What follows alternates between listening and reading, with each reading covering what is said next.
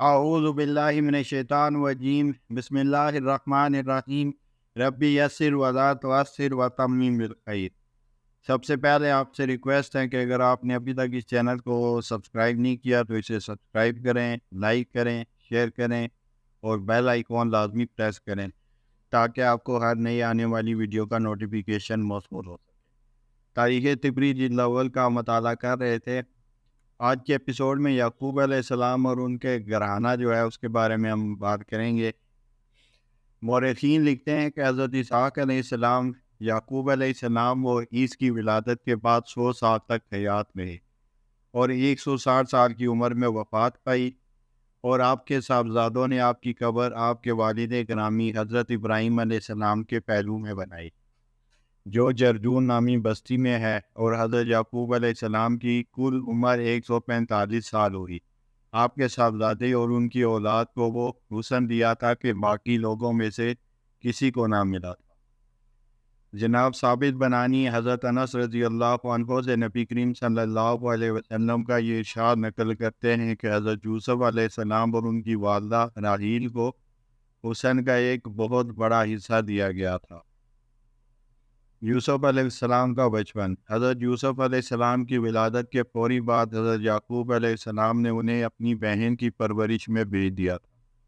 اس زمانے میں جو عام واقعہ پیش آیا تھا، حضرت مجاہد رحمۃ اللہ علیہ اس کی تفسیر میں فرماتے ہیں کہ جب حضرت یوسف علیہ السلام کی پھوپھی جو حضرت اسحاق علیہ السلام کی سب سے بڑی اولاد تھی، اور حضرت اسحاق علیہ السلام کا کمر بند بھی انہی کو ملا، کیونکہ اولاد میں جو سب سے بڑا ہوتا تھا اسی کا حق سمجھا جاتا تھا، اور اس کا قاعدہ یہ تھا کہ اس کمر بند سے متعلق جو شخص اپنے مالک سے خیانت کرتا وہ اس مالک کا قیدی بن جاتا تھا۔ کوئی اس بارے میں اسے جھگڑا نہیں کر سکتا تھا، اور اس مالک کو قید کے بارے میں ہر قسم کا اختیار ہوتا تھا۔ یوسف علیہ السلام کو پھوپھی کے ہاں۔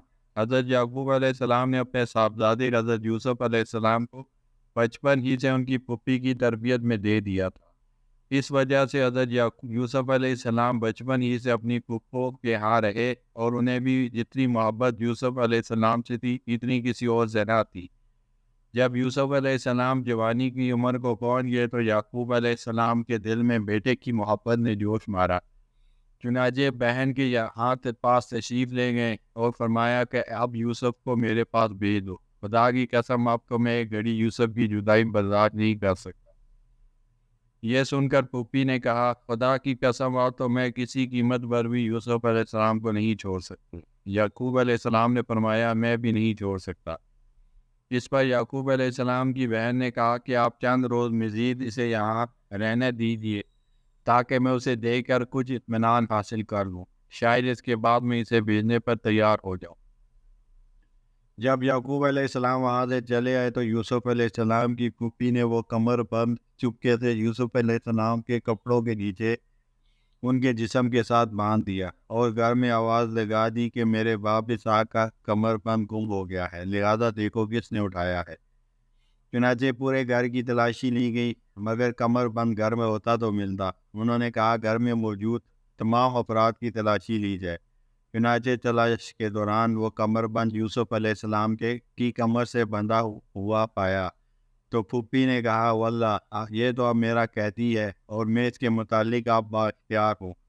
چنانچہ جب یعقوب علیہ السلام دوبارہ آئے تو بہن نے سارا قصہ انہیں سنا دیا۔ یعقوب علیہ السلام نے کہا، اچھا تم جانو تمہارا کام، اگر اس نے واقعی ایسا کیا ہے تو اب تمہارا قیدی ہے، میں اس کے علاوہ کیا کہہ سکتا ہوں۔ چنانچہ یوسف علیہ السلام کی پھوپھی نے انہیں اپنے پاس روک لیا، اور پھر بہن کی موت تک یعقوب علیہ السلام اپنے پیارے بیٹے یوسف علیہ السلام کو اپنے ساتھ لے جانے پر قادر نہ ہو سکے۔ یوسف علیہ السلام کو تانا۔ حضرت مجاہد کہتے ہیں کہ یہی وجہ ہے کہ جب حضرت یوسف علیہ السلام نے اپنے بھائی بنیامین کو اپنے پاس رکھنے کے لیے ان کے ساتھ ہیلا کیا تو ان کے بھائیوں نے کہا تھا کہ اگر اس بنیامین نے چوری کی ہے تو اس سے قبل اس کا بھائی یوسف علیہ السلام بھی چوری کر چکا ہے، نعوذ باللہ۔ ابو جعفر کہتے ہیں کہ جب یوسف علیہ السلام کے بھائیوں نے دیکھا کہ والد محترم یوسف کے ساتھ اس قدر والہانہ محبت کرتے ہیں اور ان کی جدائی کو برداشت نہیں کر پاتے تو انہیں یوسف کے اس مرتبے پر حسد ہو گیا۔ چنانچہ وہ بھائی آپس میں کہنے لگے، لا یوسف و اخوہ احب الی ابینا منا ونحن عصبہ ان ابانا لفی ضلال مبین۔ سورہ یوسف آیت نمبر 8۔ یہ یوسف اور اس کا بھائی دونوں ہمارے والد کو ہم سب سے زیادہ محبوب ہیں، حالانکہ ہم ایک پورا جتھا ہیں۔ سچی بات یہ ہے کہ ہمارے ابا جان ہی بہک گئے ہیں۔ حسد کی آگ۔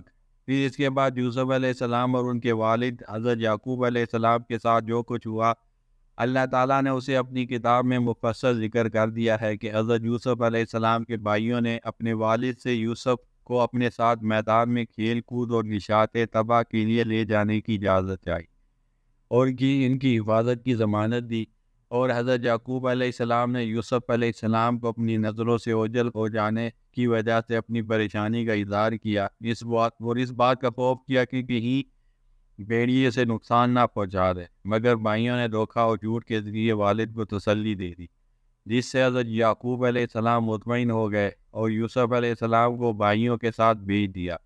وہاں جا کر انہوں نے طے کیا کہ یوسف علیہ السلام کو کسی تاریک کنویں میں ڈال دیا جائے۔ بھائیوں کا پیٹنا۔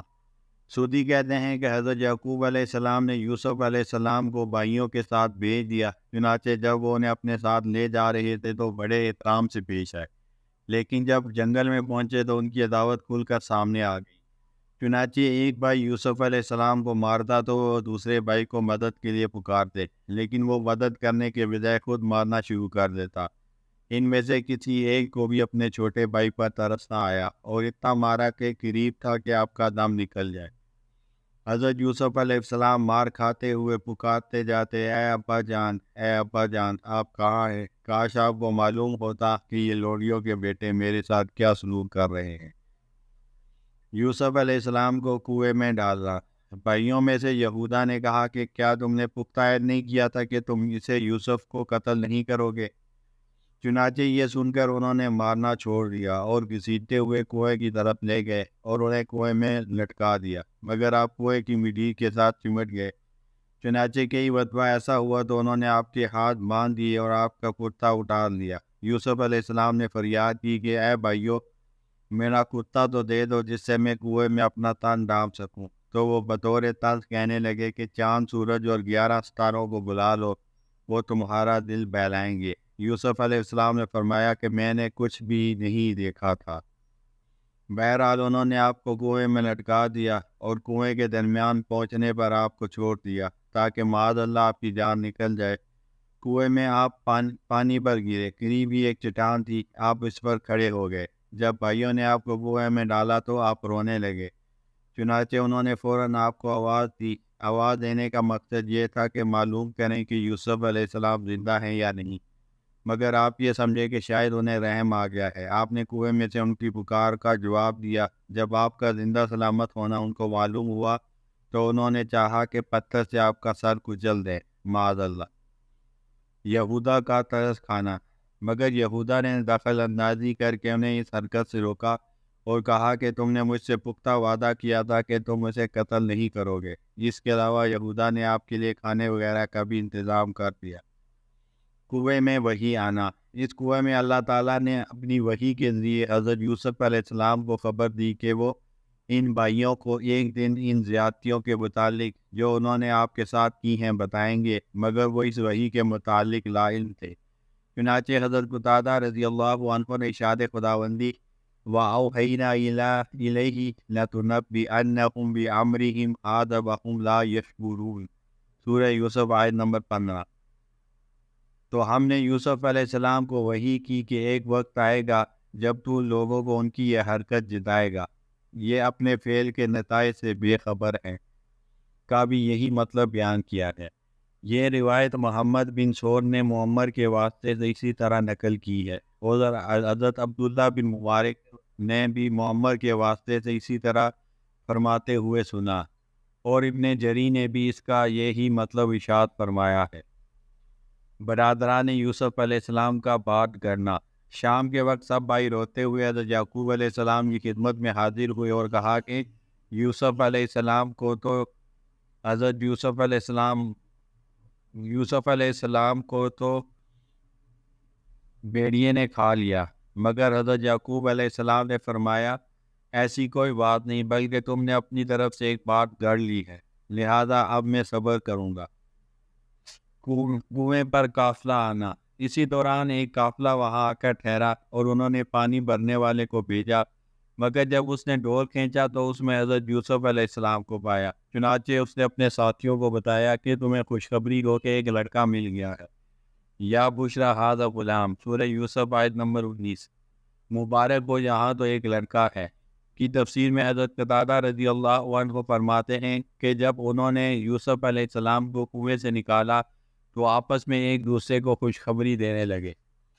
یہ کنواں بیت المقدس کی زمین میں ہے، اس کے نشانات ابھی تک لوگوں کو معلوم ہیں، اور بعض حضرات کا کہنا ہے کہ جس شخص نے حضرت یوسف علیہ السلام کو کنویں سے نکالا تھا اس نے اپنے ایک ساتھی کو آواز دی تھی جس کا نام بشرا تھا۔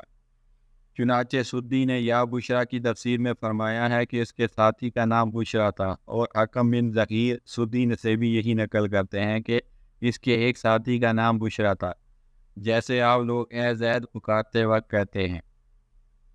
بھائیوں کا پیسے کھڑے کرنا۔ جب یوسف علیہ السلام کے بھائیوں کو اس بات کا علم ہوا کہ قافلے والوں نے انہیں نکال لیا ہے تو وہ ان کے پاس پہنچے، اور قافلے والوں نے انہیں کچھ رقم دے کر خرید لیا، اور خریدنے میں انہوں نے کوئی زیادہ دلچسپی نہ دکھائی کہ کہیں زیادہ قیمت نہ لگانی پڑ جائے۔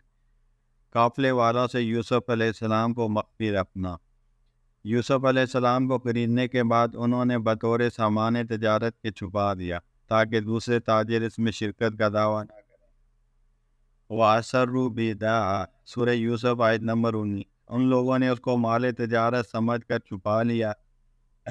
اس کی تفسیر میں مجاہد فرماتے ہیں کہ پانی لانے والے نے اپنے ساتھیوں سے کہا کہ یہ تو کسی کا سامان تجارت ہے جو ہم لے کر جا رہے ہیں، اور اس وجہ سے کہ انہوں نے اس کا اندیشہ تھے کہ اگر ان ساتھیوں کو اس کی قیمت کا علم ہو گیا تو یہ اس میں اپنی شرکت کا مطالبہ کریں گے۔ چنانچہ اس تاثر کو مزید پختہ بنانے کے لیے برادران یوسف پانی بھرنے والے کے پاس آئے، اس سے کہنے لگے کہ اس کو اچھی طرح باندھ کر رکھیں، کہیں بھاگ نہ جائے۔ بہرحال وہ یوسف علیہ السلام کو لے کر مصر پہنچ گئے اور اعلان کیا کہ کون شخص اس غلام کو اچھی قیمت پر خریدے گا۔ مجاہد سے ایک دوسری روایت میں یہ بھی منقول ہے، سدی سے منقول ہے کہ جن دو شخصوں نے حضرت یوسف علیہ السلام کو ان کے بھائیوں سے خریدا تھا، انہیں خیال ہوا کہ اگر ہم یہ کہیں گے کہ ہم نے اسے خریدا ہے تو دوسرے قافلے والے اس شرکت کی خواہش ظاہر کریں گے۔ چنانچہ انہوں نے طے کیا کہ اگر ہم سے اس کے متعلق پوچھا جائے تو ہم کہیں گے کہ یہ سامان تجارت ہے جو اس کنویں والوں نے فروخت کرنے کے لیے ہمارے ساتھ کر دیا ہے۔ ہائے یہ ارزانی! پہلی بات تو یہ کہ بھائیوں کا بیچنا ہی ناجائز اور حرام تھا، مگر جب بیچا تو وہ انتہائی ارزاں، بعض نے کہا ہے کہ 20 درہم میں فروخت کیا، اور 10 بھائیوں کو 2 درہم حصے میں آئے، اور 20 درہم بھی گن کر لینے ان کا وزن نہیں کیا گیا تھا۔ کہا جاتا ہے کہ اس کی وجہ یہ تھی کہ اس زمانے میں سب سے کم وزن اوقیہ ہوتا تھا، اور اوقیہ 40 درہم کا ہوتا تھا، لہذا درہم اگر 40 سے کم ہوتے تو ان کا وزن نہ ہوتا تھا۔ اور بعض کا قول ہے کہ 40 درہم میں معاملہ ہوا تھا، اور ایک قول یہ ہے کہ 22 درہم میں سودا ہوا تھا۔ وآخر دعوانا الحمد للہ رب العالمین۔